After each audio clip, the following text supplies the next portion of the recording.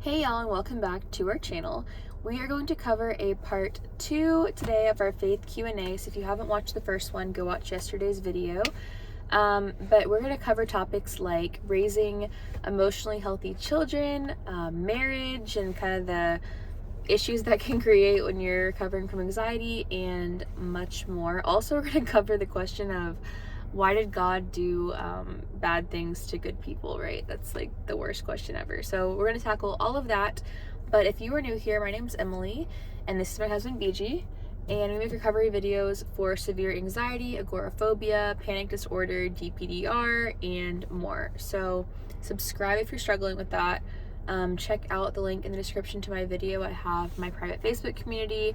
I have free recovery guide and application for group or one-on-one coaching. And then also, if you have not seen my long story video, go watch that too, because that kind of explains my whole background and story and my recovery journey. So we're going to jump right in with question number 1. Cool. Without further ado, how do we teach our children healthy emotional reactions while still teaching them about putting God first before fear? Are there any specific chapters, stories, Psalms, or Proverbs that you guys can refer to? So I know first fear versus second fear. I'll let you explain that. Let's talk about that first. Yeah, I love that. I would say, like, as you recover and get on the other side of your journey, you're going to have your own, things you'll teach your kids, and also, like, your recovery, like, you'll be able to teach them basically how to maintain that, because recovery is not just about getting your symptoms to go away in the moment. It's about getting your symptoms to go away and stay away by the way that you live your life and respond to things. So that's important. One thing in the Claire Weeks, I believe it is, book, Hope and Help for Your Nerves, she talks about first fear and second fear. And so understanding that God gives us emotions, God gives us adrenaline and things in our body that are going to create the feelings of fear. If we didn't have fear, we would die, right? If we didn't have anxiety, we would die to some degree, because we would not survive and we would run in front of the truck that's coming towards us. So I would say, like, to a degree, fear is healthy. Understanding, like, the first fear that arises is normal. It's a chemical reaction in your body. Beyond that, we're adding second fear, and that's where we're engaging with the fear. We're adding those what if thoughts. We're kind of like catastrophizing, right? We're thinking way too far ahead. And that concept is one you can definitely teach your children about, the whole first fear, second fear thing. If you haven't read the Hope and Help for Your Nerves book, I would recommend reading that for sure too. Mm-hmm. Yeah, and then to touch on that too, like, God gave us those emotions for a reason. Now, as you're dealing with the, sensitized nervous system, like, your alarm system's a little bit off. So you've got to figure out, like, okay, is this a real threat? Is this a perceived threat? Like, what's going on there? But what's really funny too is, like, as you recovered, right, you started to notice, like, when I would be 5Fing, right? We'd be sitting in traffic and she's like, you're 5Fing. And I'm like, no, I'm not. I'm just annoyed. I just want to get there, right? And it's these things that, like, you'll start to pick up your kids doing as well.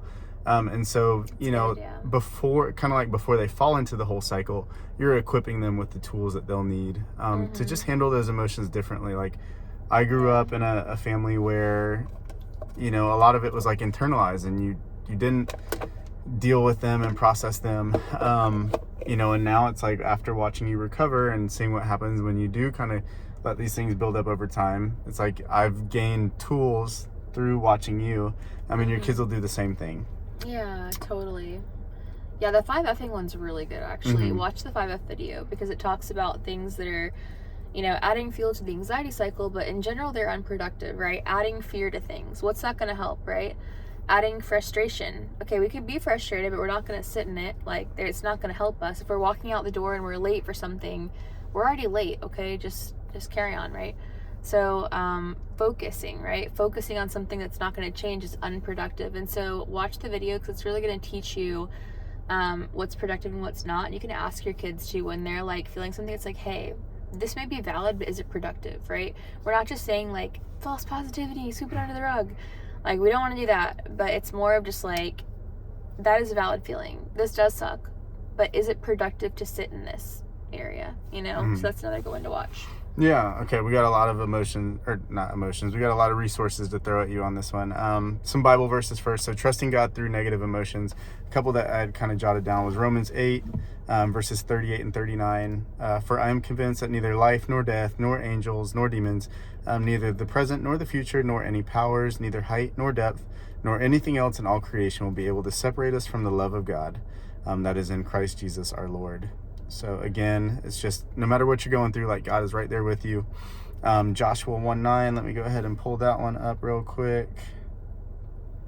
So, have I not commanded you, be strong and courageous, do not be afraid, do not be discouraged, for the Lord your God will be with you wherever you go. And then one more I'll throw out there. So Psalm 56, let's look at verses 3 and 4, if I can type right. There you go. So when I am afraid, I put my trust in you, in God, whose word I praise. In God I trust, and I am not afraid. What can mere mortals do to me? So again, all three of those are just teaching us that, God is with us wherever we go. It's especially that psalm. I like it because it's like bad things can happen. It's not saying, that God's going to take care of you exactly the way that you want him to. But what can mere mortals do to me, right? What's the worst that can happen, honestly? And, as we kind of instill that in our kids, they'll grow up with the same mindset. A lot of the things that we fear, we grow up in a way where we really do overvalue like what society thinks and everything else. And, yes, those things cause anxiety when they're not processed correctly.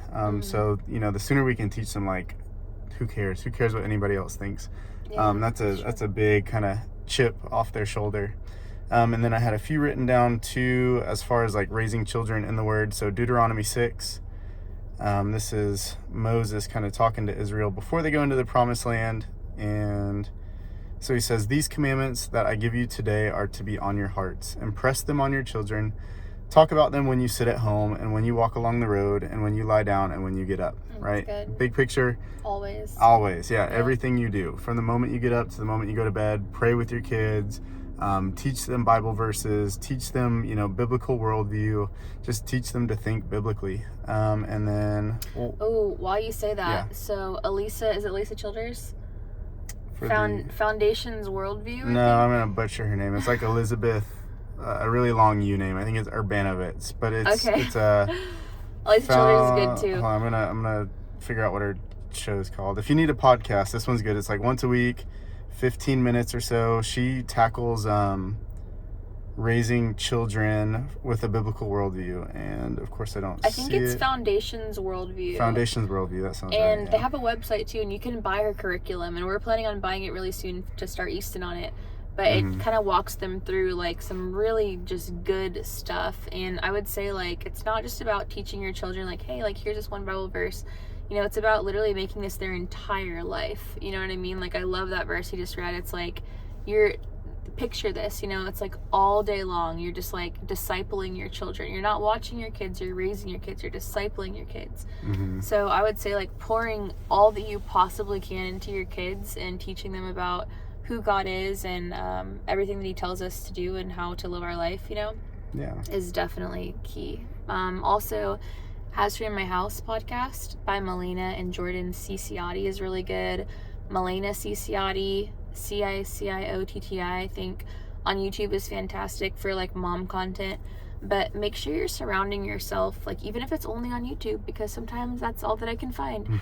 But with strong Christian moms, strong Christian dads, strong Christian parents, because the Bible says like iron sharpens iron. And if you're constantly surrounded by these norms of people that are living in the way of the world of complaining about their kids and treating their kids like burdens and just watching their kids and whatever, like you're gonna feel like that's the norm, you know what I mean? And even if you're, maybe going above the norm, maybe you're not striving for the best. And so I would say like surround yourself, even if it's by YouTube, by people that are inspiring you and giving you wisdom ultimately from the Bible, right? In their own way of saying it. Yeah. Okay. One last verse. I'm going to read a little bit more of this one, but verses 1 through 3 of Psalm 1. So notice too, so it says, "Oh, the joys of those who do not follow the advice of the wicked, or stand around with sinners, or join in with mockers. They delight in the law of the Lord, meditating on it day and night." And that was the key. That was why I wanted to hit on this one. They're like trees planted along the riverbank, bearing fruit each season. Their leaves never wither, and they prosper in all they do. So again, it's just that mindset. And I know, like, you know, in America or wherever you're at in the world today, it's really like, it seems impossible to think about these things like 24/7. But I mean, you know, back then it was a slower pace of life. Like, this was literally what they did. There would be people that would memorize like entire sections of scripture, and they would have it by memory because they couldn't afford books or scrolls or, you know, all that good stuff. So I mean, that can be something that you pursue with your child. Like, you guys memorize letters together, memorize sections of the Bible. You know, even if you're starting out like with ours, we've got a 0, 1, and 5. Like, they're not going to memorize all that yet, but we could start out. Easton's got like a verse of the week that we go through, right? And we just try to give him little pieces, and as he grows older and older, we'll build up more and more, and eventually like that memorization will then lead him to application. Right now he doesn't know how to apply any of it, right? That's what we do as parents, is we steer him how to use the things that he's memorizing and explain them when they come up in practical situations. But one day, like, those seeds that we're planting now will sprout, and we're just trusting that God, they'll sprout with good fruit, and you know, he'll be able to take these lessons in life. Okay, so I know there were a bunch of resources. One resource that we want to point out, so there's the Bible verse that says, you know, raise your children in the word, and that will be something that they keep with them for a lifetime. One of the things that Emily found that's been an awesome resource is this thing that we have up on our refrigerator. It's by Ginger Hubbard. Why don't you tell them a little bit about that? Yeah, so if you just Google Ginger Hubbard, and I think it's called Reaching the Heart of Your Child, it's so good. It's like this calendar you can put on your fridge, and they mail you like a paper copy of it. And what it does is basically talks about, I don't have it on me right now, but I think it's like behavior is in one column, and so that could be like, I don't know, like fighting with their sibling or jealousy or whatever, right? Whatever behavior this is, there's a lot of different behaviors. Your kid's gonna have all of them. So behavior, and then it talks about like, do you remember? Yeah, it's like the behavior, and then there's essentially like what the Bible says about that behavior, and then it's got a third column. Yeah, like a third question, or a third column that's heart-probing questions, and then a fourth column that is basically like, how can we reframe this? Not in terms of the negative, but in terms of the positive. So, you know, if it's talking about jealousy, right, it'll talk about the verses about why jealousy is against what God has taught, and then it will have it, you know, reframed as gratitude, or for example. And then there's another column that has just a ton of other verses that kind of touch on it. But that's been an awesome resource, because there's times where, you know, kids are freaking out, and it's like, okay, I know this is bad, but how do we like teach them biblically that this is bad? And so that it's nice, because you can just go down the first column and be like, boom, here's what you were just doing. Here, why did you act that way? Here's what the Bible says about what you just did, and here's what we want to see moving forward. So it's a really like easy flow chart to kind of use. Yeah, and her whole thing is like about parenting to your child's heart, and not about like behavior modification, because we can all like go for behavior modification with our kids, but ultimately, like, I feel like that leads to a lot of like the kids learning how to be sneakier and do whatever they want to do, you know? And it's not changing their hearts. And at the end of the day, like, they're going to be out of our home one day for the majority of their life. We have them for such a short season, and so if we can reach their hearts, and we can mold their hearts and get them to understand why they're doing what they're doing and why they're not doing what they're not doing and all that kind of stuff, that's gonna be what sticks with them, you know? So I recommend everybody buy that for sure. Yeah.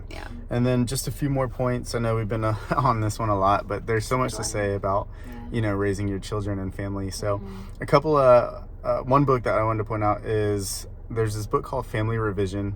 They essentially talk about reframing the way that you raise your family, you know, starting from the head of the household as dad and as parents in general, and then so not only like the way I live my life, not only the way I treat Emily, but also the way that we raise our kids, the way that our family like operates in the world. There's so much in there, but one of the things they talk about is just like slowing down. letting your family like be a family and not just 5 individuals that live under the same roof, but striving for the same things, spending time on the same things. And it's really eye-opening. It's all done from a biblical perspective. They basically say, like, if you were to drop, Abraham in today's day, they would just be like, what is going on here? Yeah. So that one's a really good one. And it touches on, like, I would say, like, even things like sports, like if there's a common denominator from moms that I work with for coaching that have kids, it's like the rat race of kids sports, that brings so much onto the schedule and is honestly so much of a stress on a family and can divide the family too. Because when you have multiple kids and they're all in various sports, multiple sports, now mom and dad aren't spending time together and the kids aren't spending time together and they're not having the bond that they should have. And the kids also that are in the sports that want to be in 6 different sports are being like run ragged, and that's not healthy for them. So I would say, like, really making sure that we're creating a healthy lifestyle and environment for our kids. And if I can say anything about the norms of the world, is that the norms do not work. Like, look at divorce rates, look at mental health rates. Normal does not work. So don't look at normal. Don't look at what your parents did. Like, if you're struggling with anxiety especially, don't look at any of that kind of stuff. Look at the Bible. Look at how it seems like Jesus tells us to live our life. Look at things that are mentioned like Sabbath, which we'll talk about in a second. But just know that, like, normal doesn't work. Normal leads to divided families. Normal leads to mental health crisis. And make sure that we're having, like, rest in our family. And, like, for us, we are really careful about not overloading our schedule, not signing the kids up for all these sports, or organized sports anyway, having, like, family hobbies, keeping our family together as much as humanly possible, which is a lot for us. We live, work, play together, going to church with our family every Sunday, having that day of rest. And then for us, I think if I just mentioned this, we homeschool. So we are having slow mornings. My kids wake up at like 9:30 or 10 o'clock in the morning. Like, they have a slow, relaxed lifestyle. And I've heard people say, like, well, that doesn't prepare them for the real world. Well, you know what? It kind of like makes them challenge the real world too. And that's a whole nother video that's not even on the anxiety topic I could get into. But maybe we don't have to work a 9 to 5, maybe there's other creative ways that we can earn income, and so raising your kids in that way is not doing them a disservice. It's actually creating a different type of norm for them and allowing them to strive towards that norm, And one thing that you said that was really good is, like, normal doesn't work. And so the obvious application there is, like, worldly normal doesn't work, right? I think as Christians we'd all agree to that. But to even take it one step further, like, normal Christianity doesn't work. The divorce rates inside the church are not much different than the divorce rates, of non-Christians. The anxiety, like, you've got people in your program that are super strong Christians, and you got people that don't know anything about Christianity. So clearly the church has lost its way in some aspects. So, don't just look at, like, what your church is doing. Don't just look at what your church friends are doing, but literally, like, figure out, what does the Bible say we're supposed to work like, and go with that. And it's going to feel weird, it's going to feel impossible, but there's a lot of things that we're doing now that seemed impossible years ago. But when you take kind of baby steps in that direction, eventually you get there and it is achievable. And that goes back to finding, like, the good resources and people to surround yourself with, so that way you don't get discouraged, because it is hard, guys. You'll struggle, and there's a ton of days where it's just like, are we doing what we need to do? But ultimately, like, we can look back and know that we're trying to pursue God in the best way that He's shown us. So there's tons of hard days, but there's also going to be a lot of good days. And eventually, as our kids get older, then I'm just trusting that God will, raise them up in the way they're supposed to go, and we'll just keep doing what we're supposed to do as parents. Yeah. Anything else on that?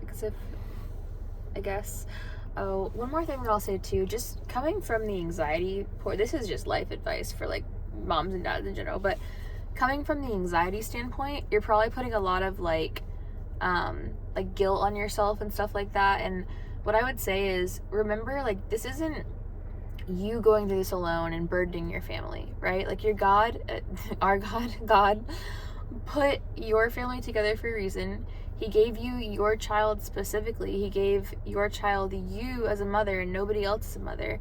And so you're not this burden on your family, okay? Like, your family is walking through this together.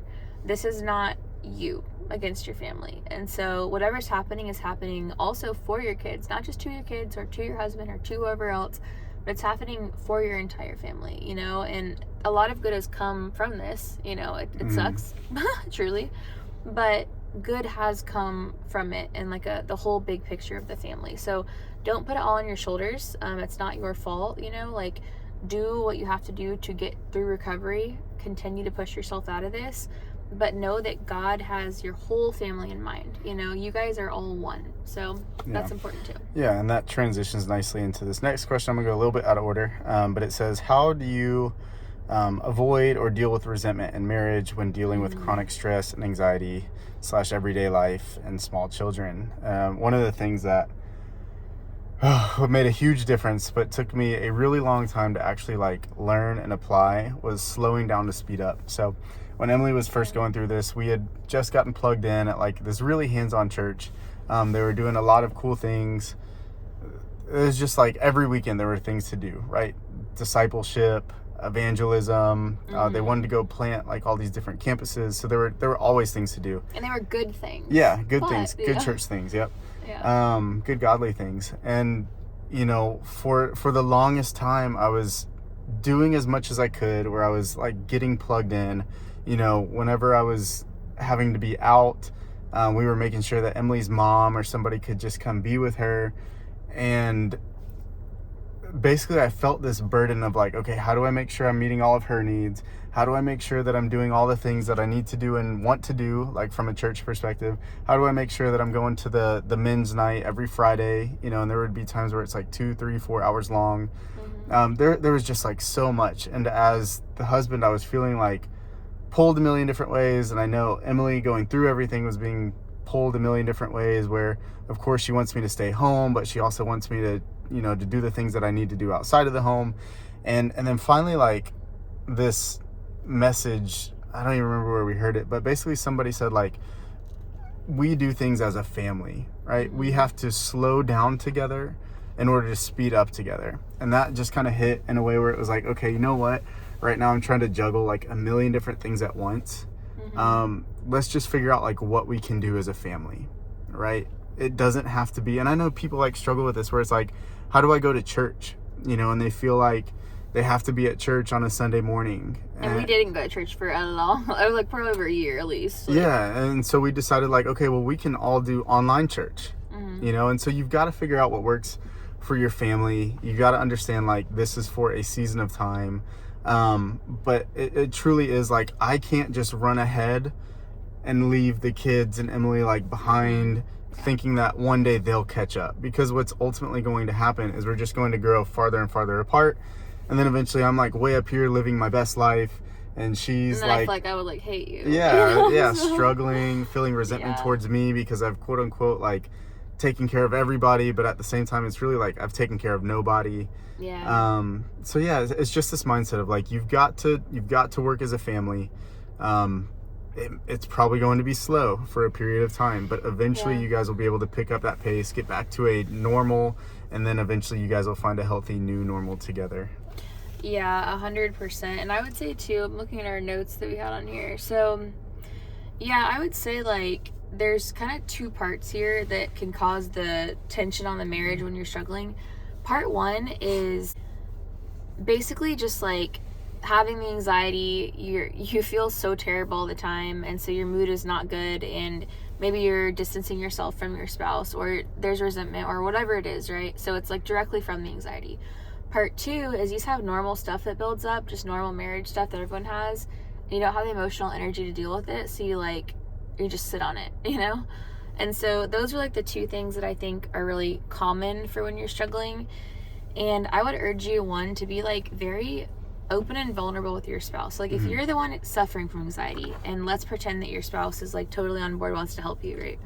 Ideally. they want you to be vulnerable, right? Because again, like I said in the last answer, this is not something that you are going through. This is something that your entire family is going through. And it's not just because of you. It's not just on your shoulders. Like, as a believer, you believe that God has a plan. And so maybe right now you're the one that's carrying the weight of the symptoms and stuff like that. But God has a plan for your entire family, for you, your husband, your kids. When you get married, you are one. You have a tattoo. I have a tattoo. It literally says, like, we are one. No one can separate us.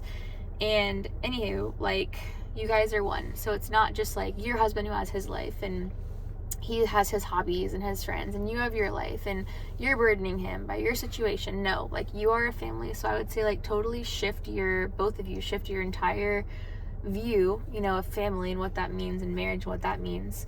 But then realize, it's like, you have to be vulnerable. You have to, like, be able to rely on your spouse emotionally. Tell them what's going on to the best of your ability.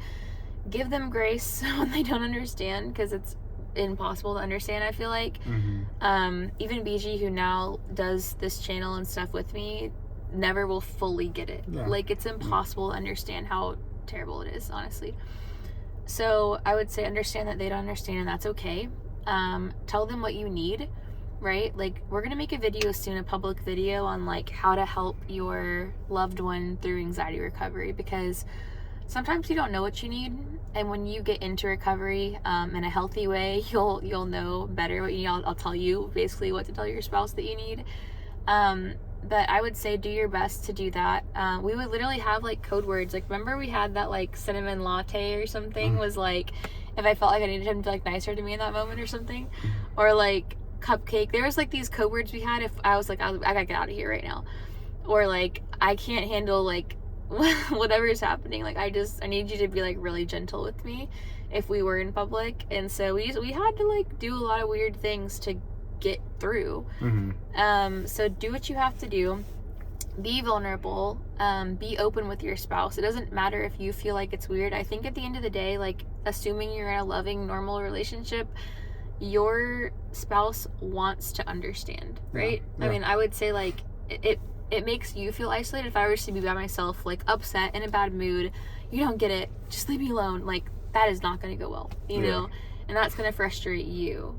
So I would say you have to be in constant communication. And the hard thing too when you're recovering is at some point you want to, like, you don't want to, but you need to stop talking about your symptoms all the time when you're actively recovering, right? But at the same time, that gets very isolating, because then he thinks that I'm fine, and I'm over here, like, at the time having panic attacks 24/7, just trying to use Ideal, trying to, continue on the path of recovery, feeling alone because I'm not talking to him. And then he's kind of just like, he forgets.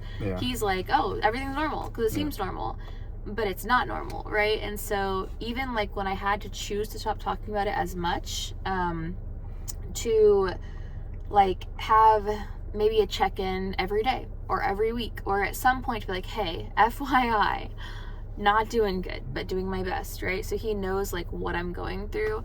So I would say, like, be on the same page as much as possible. Any advice on that from the other side of things? Yeah, two things. So the first one is kind of just like, we used to joke where it's like, if Emily had a broken arm, I wouldn't have to ask her, like, how she's doing. I could see that she's, like, in a cast, clearly struggling. Just like she just said, when it's all internal, if she's not keeping me in the loop, it was so easy to kind of think, like, oh, cool, she's back to normal, only to come to find out, like, at a breaking point that she was in a bad place. She was just trying to kind of keep it all to herself. So just that open honesty. And then the second point, I forgot what I was going to say. What were you just saying right before that? I don't know, but there's, like, so much that I want to say on this topic, honestly. Like, it'll be like an hour-long video at least. Like, there's so much that I can say, because I would say too, like, from, like, if your spouse is listening to this, I would say, like, you need to let the person that's recovering lead what they need, because you don't know what they need. That was my second point too, is have whoever is, like, going through this with you, have them watch stuff so they understand. There would be times where Emily would be struggling with something, and as we got further along into it, and I had kind of, like, listened to her calls and listen to the videos that she watched, I could kind of like help her like put pieces together. And it doesn't mean that I always had it right, but it was at least like putting in that effort. Sometimes it was helpful, other times it wasn't. But then, by explaining something to me, you're actually helping yourself. So just get in there, like watch a ton of resources. Don't ever feel like you're overstepping. I think that's somewhat fair to say. Yeah, for sure. But like, yeah, definitely. And what I would say too, like, not to get too far into this topic because I could go forever, but if anybody wants to have a coaching call, like a recovery call with their spouse on it, we will go on it together and talk to you guys, because it's really important. Like the person that's going to recover the fastest is going to be like the one that has that strong support system that at least wants to help. Maybe they don't know how to help yet, but they want to help. And then we can coach y'all both on what they need to do and what you need to do and how they can help you do what you need to do, right, to recover. So that's what I would say. And then as far as like just handling like marriage stuff in general, we are going to make a video soon on a separate channel that we're starting that's going to kind of go over like marriage boundaries, living a marriage that's not following today's norms and stuff like that. What else is in there? Like lust, like just, it's going to be really good. So that's going to be like probably over an hour too. And I would suggest really pouring into your marriage in that sense as well. Cause like, the anxiety stuff causes problems, but strengthen your marriage as a whole. Fierce Marriage Podcast. Fantastic. Start watching that together. They have a book. They have several books. So I would say start with that resource and pour into your marriage, and everything else will flow out of that, you know? Yep. All right, breezing through these next couple. I'm going to tie these two together because they're pretty similar. So one is, I have sort of lost my faith. How do I get it back? I lost it because I felt cheated from all of this. And then the second one that was really similar was, why do I not feel truly loved by God and Jesus? It's hard to feel emotions. So I'll let you get first crack at that. So as far as this, like losing your faith, all that kind of stuff, like not feeling loved by God, focus on the bigger picture. That's the first advice that I would give. And understanding, again, like I don't know if I said that in the first video or this one, but I'll say it again. And that's that, we have our expectations, and our ideas of what recovery should look like. And God knows the bigger picture. He knows if, hey, he or she, you need to go through this in order to revise your habits, in order to get a much healthier life, in the long run. And that's what's going to help you recover. Then you've just got to like trust that. And I would say, for not just for myself, but for literally every single person that I've ever worked with in recovery, if you ask them towards the end, they're going to say like they're glad they went through it. They've changed so much, because God's not a puppet master. He can snap his fingers and say like you're recovered. He absolutely can. But if he does do that for you, it might not be what's best for you. You know what I mean? So I would say that's important. Kind of like the whole like teach a man to fish thing, right? It's like you can give somebody a fish, but they're not going to eat for very long. So teach a man to fish, and then he can feed himself forever. So I would focus on that first. As far as like not feeling truly loved by God, I want to first hit on like the state that you're in, right?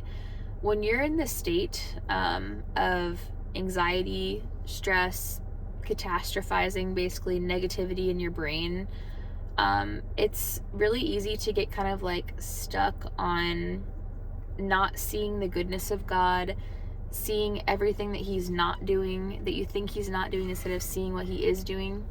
So I would say like really focus on just allowing those feelings to be there in this state, but also pushing forward. Because when it comes to anxiety recovery in general, what does that look like? Well, it looks like basically scheduling out your life, getting your life back to what it used to be. You're not going to enjoy this. It's going to be really flipping hard, but scheduling out, hey, if you're not driving, I'm going to start driving again. I'm going to start going to the gym again. I'm going to start doing yada, yada, yada again, starting with the absolute baby steps, right? And when it comes to like faith, it's the same thing. And so if you're in this place where you're like, man, like, I feel like God's not there, God doesn't love me, all this kind of stuff, I would urge you to simply get into a routine, right? And stick with the routine, just like driving, just like going to the grocery store, just like everything else that I would advise in anxiety recovery. And write it out. Say every single day, I'm going to get into the word for X number of minutes. I'm going to listen to a podcast. I'm going to read this book. I'm going to do whatever I'm going to do every single day, regardless of how I feel. If I feel good, if I feel bad, if I feel nothing, that is okay. You know, same thing, right? If you were recovering from anxiety, and I was simply advising you to, like, you know, maybe take a vacation or something, right? If you're way further on in recovery and you're like, yeah, but I'm not going to feel like joy in that vacation. What I would tell you is it doesn't matter, right? Treat it like physical therapy. We're going to go because we're going to teach our body that this is a normal thing for us to do, and we're going to keep doing it, right? And eventually the body will stop with the fight or flight or freeze or DPDR, whatever it's giving you, and it will bring you back those emotions and those joy, and you will feel again, but you can't chase the feeling. You've got to, like, do the stuff first, and the feelings will come naturally. And I'll let you kind of elaborate on the rest of that. Yeah. So as you were talking, I thought of the story. It's 1 Kings 19 if you want to go look it up. But basically, it's Elijah. It's right after he goes against all the prophets of Baal. But you know, eventually, he's in this cave. He's looking for God's presence.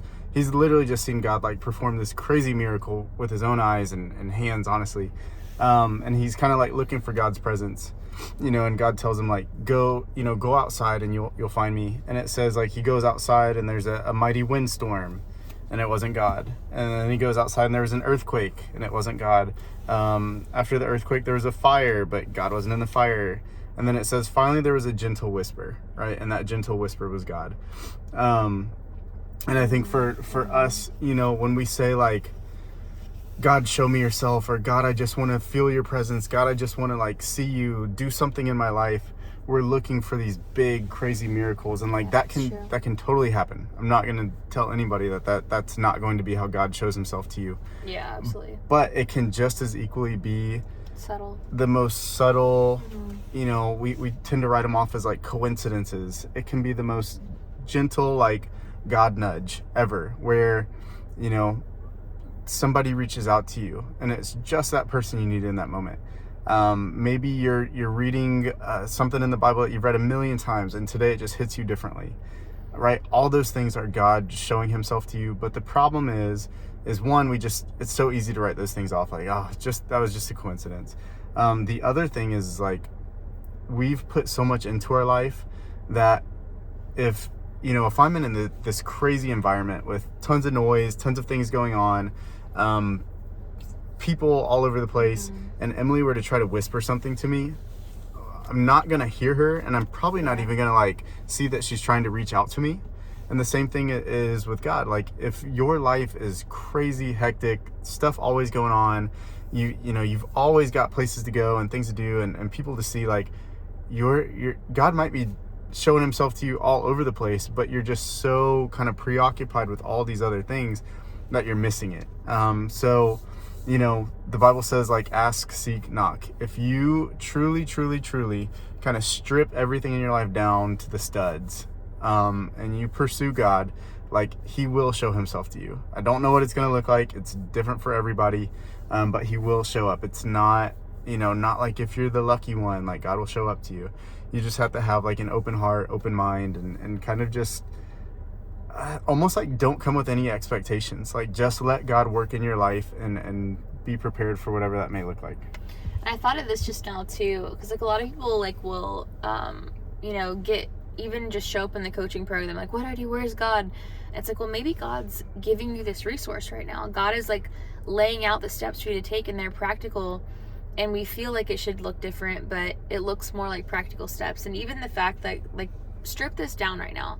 Like, I'm talking to you over the internet on YouTube, and we don't know each other. And yes, social media is normal, but God led you to my channel, right? Me and BG pray over this channel that the right people will find this stuff. And we're just normal people in Florida that I went through severe anxiety, and now we're trying to help people, you know? So it could be as simple as, like, God leading you to this channel, to this Facebook group, right? And maybe it's not how it feels it should look, but I would tell you, like, there's so many things when you kind of, like, open up your eyes that you're like, wow, you know, God is watching out for me. It just is way more practical than I thought it would be, you know? Yep, totally agree. Cool.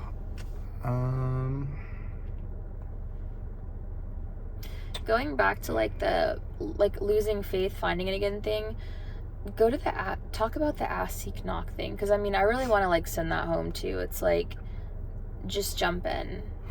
Yeah. I think sometimes we overcomplicate things, right? We think Yeah. that there's a 12-step program that we have to follow to be in God's goodwill. Yeah. When in reality, it's as simple as just like talking to him. He's there. That's all prayer is. Prayer is not these fancy words arranged in an awesome pattern that goes on and on for minutes and makes everybody say, wow, when you say amen.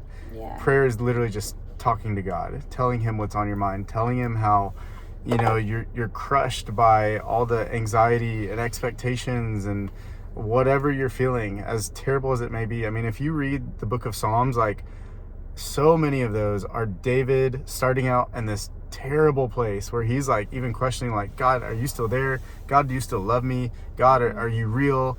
And by the end of the psalm, so not even like a couple psalms later, but like by the end of the psalm, he's totally had a heart change where it's maybe God hasn't shown himself in that moment in a certain way, but he's reminded that God is good, God is there, God is still providing for him. And then Jesus teaches the same thing in the Sermon on the Mount: ask, seek, knock. Like, just pursue him and he will show up.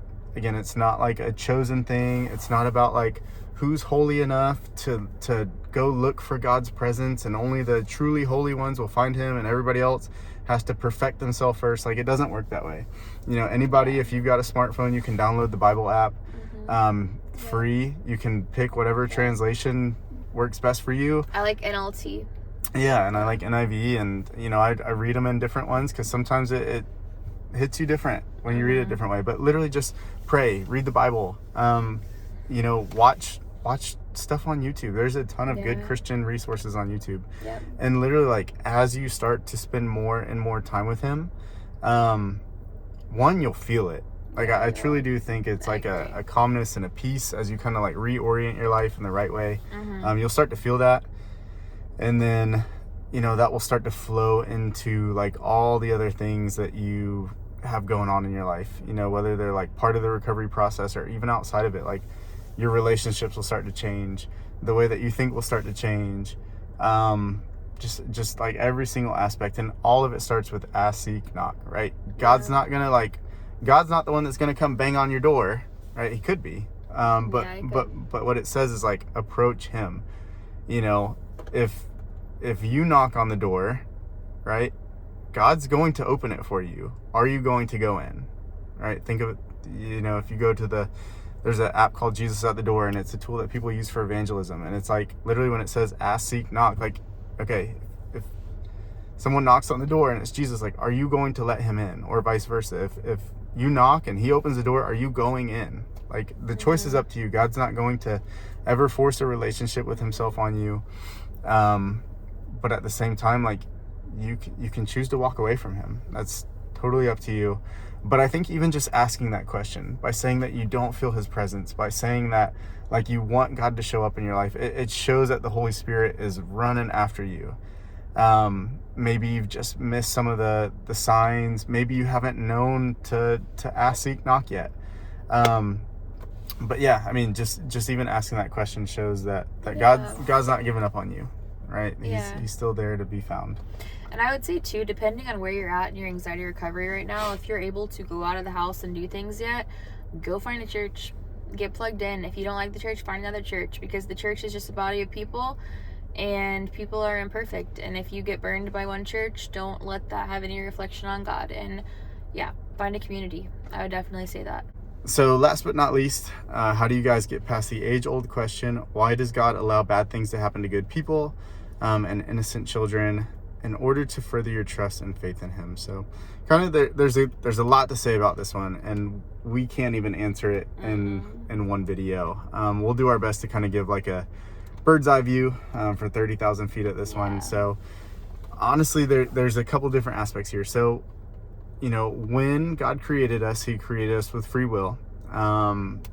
If God had just programmed us to love him and work according to his purposes, then like we wouldn't truly be loving him. We would just be robots that were designed by him. So he's given us a choice. We can either accept him or reject him. So with that free will means that we can have good godly actions, and we can also choose to do terrible, evil things.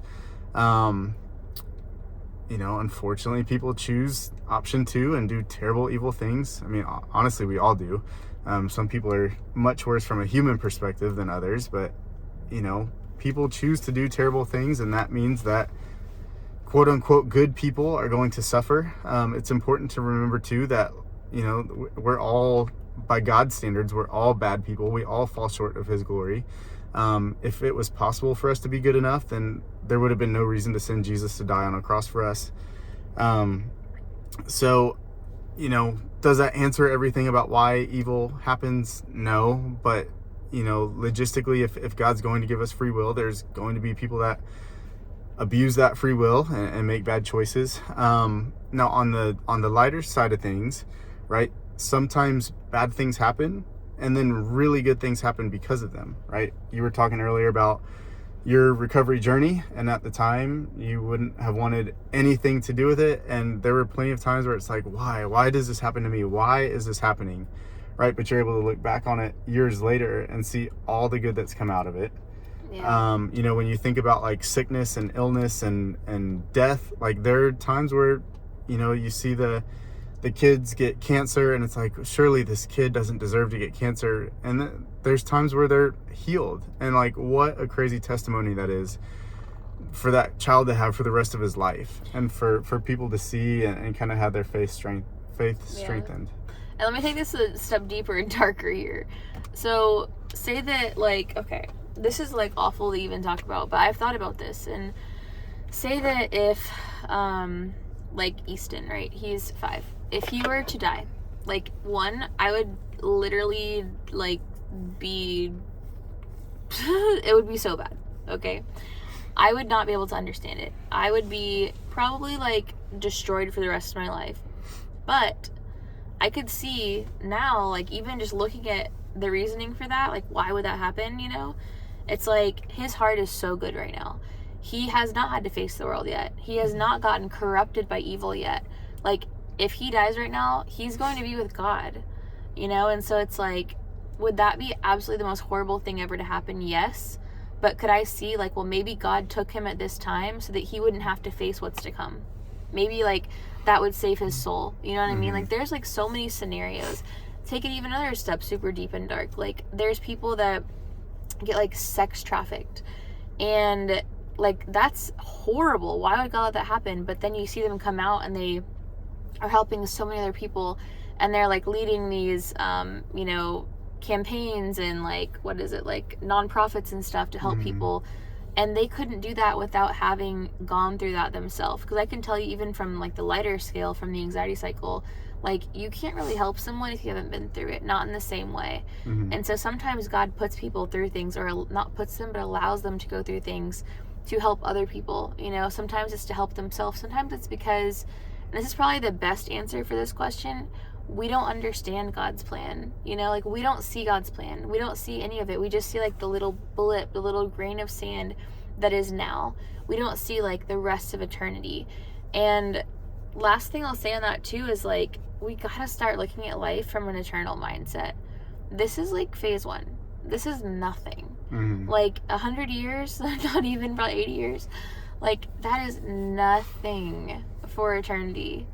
And, like, yes, bad things happen in this lifetime, but that doesn't matter. It doesn't mean anything. It really doesn't.